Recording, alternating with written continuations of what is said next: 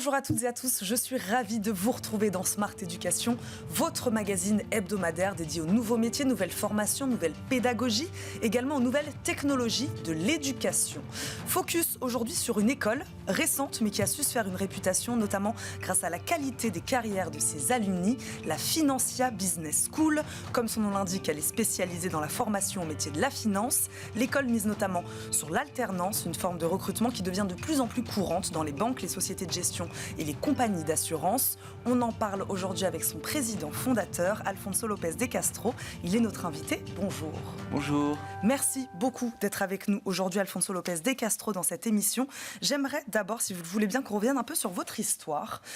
Ouvrir cette école, je crois que c'était un rêve pour vous. Pourquoi ?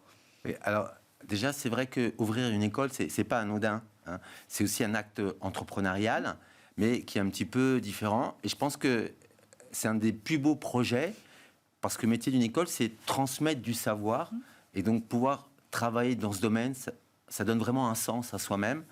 Et donc, effectivement, on peut parler de rêve et, entre autres, d'ambition, et surtout quand ça marche bien. Mais comment ça s'est fait ? Ça vous a trotté dans la tête depuis quand, cette idée-là ? Alors, en fait, c'est tout simplement le travail. Moi, j'ai un parcours financier, et c'est le fait de voir des stagiaires.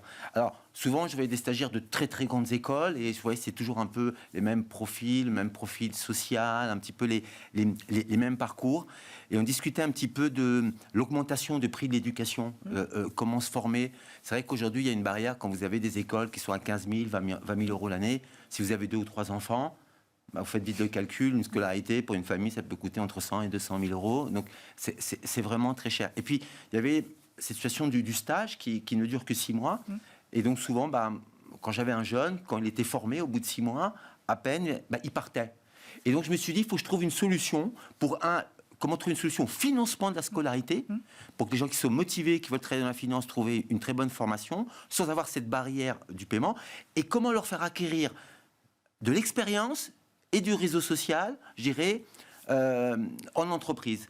Et c'est en répondant à ces questions que l'idée m'est venue de créer Financia Business School. Mais donc, l'idée, vous parlez de financer ces études, donc l'idée, c'est aussi donc d'ouvrir ces métiers-là à des gens issus peut-être de milieux un peu plus modestes. C'était ça aussi l'idée qui se cachait derrière ? Alors, pas seulement modestes, mais à des milieux différents. En réalité, parce que, naturellement, quand vous devez financer, en gros, votre scolarité va vous coûter 100 000 euros, il y a une sélection naturelle qui est faite. Mais la sélection, elle vient même pas là, au-delà du paiement de la scolarité, mais tout simplement au moment de l'inscription. Si demain vous devez vous inscrire à n'importe quel concours ou à une très grande école, même publique, souvent vous avez 200, 300 euros, par exemple. Vous inscrivez à 3-4 écoles, dont une ou deux en province, c'est un budget entre 2 et 3 000 euros pour peut-être ne pas être sélectionné. Voilà. Donc nous, par exemple, chez Financia, depuis la création, le concours est totalement gratuit. Et là, du coup, vous avez un public déjà qui est totalement différent. Si ensuite, on rajoute le volet qui n'ont pas à payer la scolarité, qui vont avoir de l'expérience, et qu'en plus de cela, ils vont gagner un salaire tout en étant en entreprise, on va pouvoir gommer toutes les différences qu'il peut y avoir de niveau social entre les étudiants. Et donc ça, c'est grâce à quoi ? Grâce à l'alternance, alors ? Exactement. C'est l'alternance qui permet de ne pas avoir à financer ces études. Exactement. Pour moi, c'est la clé. Aujourd'hui, il y a une variante entre les gens qui vont vous dire que l'éducation, c'est essentiellement faire des études et faire des stages. Voilà. Nous, on forme des opérationnels. Nous, notre objectif, c'est que les gens, ils aient un emploi à la sortie du diplôme, mais sans jamais délaisser la partie aussi académique. C'est pas parce qu'on est des opérationnels, qu'on est très impliqués dans l'entreprise, qu'on doit laisser ça. Pour vous donner un exemple, le premier professeur que j'ai embauché, c'est Christian de Boissieu, géré de la Sorbonne, qui est là depuis 10 ans avec nous, qui donne plus de 50 heures de cours. Donc la partie théorique, elle existe aussi. Et elle est importante. Et elle est très importante. Mais l'insertion professionnelle l'est d'autant plus. Si on forme des étudiants qui vont aller directement au chômage, ça n'a pas de sens. Et vous pensez que l'alternance est particulièrement adaptée à ces métiers-là ? C'est vrai qu'on y pense un peu plus pour des métiers un peu plus manuels, des fois. L'alternance est adaptée à ces métiers de la finance ? Bien sûr. En fait, qu'est-ce que c'est l'alternance ? L'alternance, en fait, c'est un contrat de travail qui vous permet d'aller travailler une entreprise pendant que vous faites vos études. Et en finance, ils ont besoin d'opérationnels. Vous avez des gens qui arrivent, des grands ingénieurs, de grandes écoles, et qui en réalité n'ont aucune expérience. Ils vont rentrer dans les banques, ils vont devoir les former pendant un an. Nous, nos étudiants, ils sont déjà en entreprise, ils connaissent le métier, ils sont opérationnels, ils sont embauchés, et le lendemain, ils font un job, ils font un travail. Voilà. Et donc, ça fait un complément, une embauche différente, une diversité différente de travail, de vision et aussi sociale. Et je le disais en préambule de cette émission, les entreprises, elles jouent le jeu aujourd'hui de l'alternance, notamment dans ce secteur-là. Je parlais des banques, des sociétés de gestion. Voilà. Aujourd'hui, c'est un modèle qu'elles ont complètement intégré, accepté. Oui, tout à fait. Ça a pris du temps. Je ne vous dis pas qu'il y a 10 ans, c'était difficile, surtout en finance, puisqu'on avait cette image de l'alternance, effectivement, peut-être pour des métiers manuels. Aujourd'hui, est portée par les banques qui, en termes de volume, représentent une partie importante de ces gens, se sont rendus compte que le recrutement, c'est très difficile de recruter. Avoir en réalité un alternant, c'est une forme de pré-recrutement. Vous allez le former à la culture d'entreprise. Et quand vous êtes embauché, vous allez être sûr de vouloir l'avoir. Et donc, c'est aussi une attractivité. Donc, elle joue le jeu. Les banques sont nos premiers, je dirais, partenaires, mais pas seulement. Il y a eu aussi les aides Macron qui ont énormément aidé. Et sur ce point, aujourd'hui, il y a énormément de PME, puisqu'il y a aussi beaucoup de créativité dans les fintech, entre autres. Et donc, on a énormément de PME qui recherchent des étudiants de qualité en alternance. Vous comptez combien de partenaires aujourd'hui à la Financia Business School, partenaires entreprises ? Oui, alors aujourd'hui, on dépasse les 500 entreprises. Naturellement, les banques sont les plus grosses entreprises. On a aussi les sociétés du CAC 40 qui viennent certes pour leur département financier. Mais comment vous avez fait pour qu'elles vous fassent confiance, ces 500 entreprises ? Alors, de tailles de structures différentes, hein, donc si je comprends bien, on peut avoir de la PME, on peut avoir de la grande banque. En réalité, aujourd'hui c'est plus facile puisqu'on a pignon sur rue, mais disons, si je me base à la première année, à la création de l'entreprise. 2013-2014, c'est ça l'école ? Exactement, tout à fait. On fait nos 10 ans, 10 ans de succès. Donc c'est vrai que, qu'est-ce qui a fait notre succès ? C'est très simple.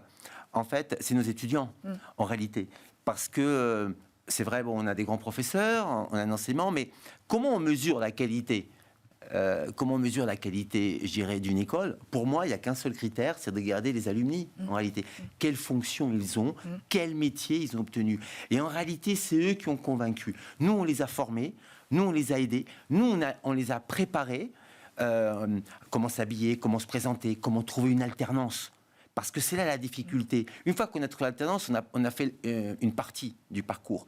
Mais nous, on les aide en amont, avant qu'ils soient inscrits à l'école, avant que l'école y vienne. Et on les prépare pour ces entretiens. Et en réalité, c'est leur succès dans l'entreprise. Et régulièrement, quand on est étudiants, l'entreprise nouvelle commence avec un étudiant, l'année après 2, l'année après 3, ils nous disent, comment je peux en avoir plus ?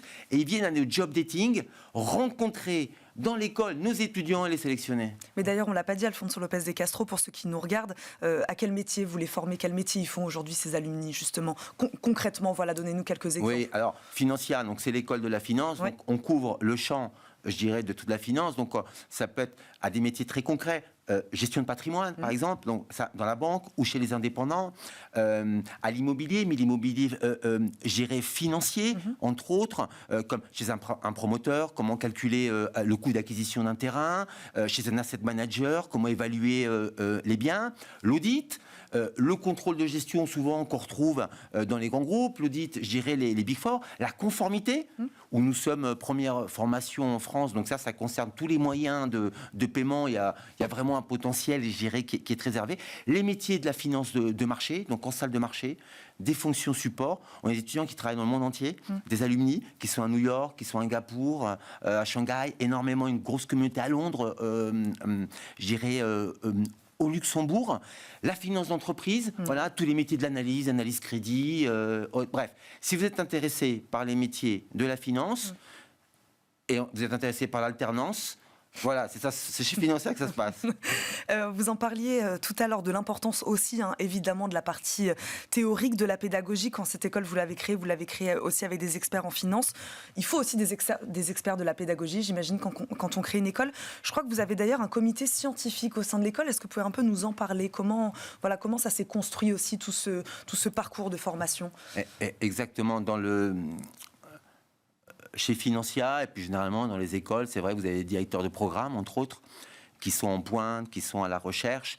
Mais l'éducation, c'est quelque chose qui évolue, puisque l'économie, le monde évolue. Je pense par exemple, en 2017, nous avons donné le premier cours en crypto-monnaie. Nous sommes la première école française.